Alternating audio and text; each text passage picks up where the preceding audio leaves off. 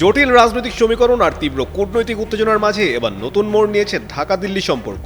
বাংলাদেশের সাবেক প্রধানমন্ত্রী শেখ হাসিনার একটি ভার্চুয়াল অনুষ্ঠানে অংশগ্রহণ ঘিরে তৈরি হওয়া জল্পনা কল্পনার অবসান ঘটিয়ে এবার নিজেদের অবস্থান স্পষ্ট করেছে নয়াদিল্লি। দেশটির পররাষ্ট্র মন্ত্রণালয়ের মুখপাত্র রণধীর জয়সওয়াল জানান, শেখ হাসিনার এই ভার্চুয়াল অনুষ্ঠানে অংশগ্রহণের সঙ্গে ভারত সরকারের কোনো সম্পৃক্ততা নেই। নয়াদিল্লিতে নিয়মিত সাপ্তাহিক সংবাদ ব্রিফিংয়ে রণধীর জয়সওয়াল জোর দিয়ে বলেন, এটি সম্পূর্ণভাবে একটি বেসরকারি গণমাধ্যম সংস্থার আয়োজিত অনুষ্ঠান। সেখানে কোনো ধরনের মতামত ব্যক্ত করা হলে তার কোনো দায় ভারত নেবে না কিংবা ভারত তা সমর্থনও করবে না।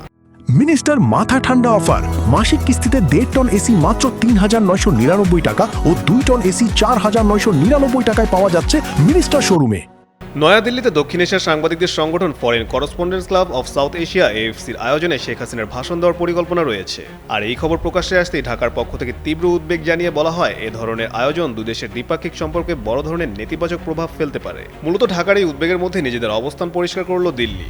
এর আগে সোমবার ঢাকার বৈঠকে প্রধানমন্ত্রীর পররাষ্ট্র বিষয়ক উপদেষ্টা হুমায়ুন কবিরের সঙ্গে ভারতের নবনিযুক্ত হাইকমিশনার দীনেশ ত্রিবেদীর আলোচনাও বিষয়টি গুরুত্ব পেয়েছিল।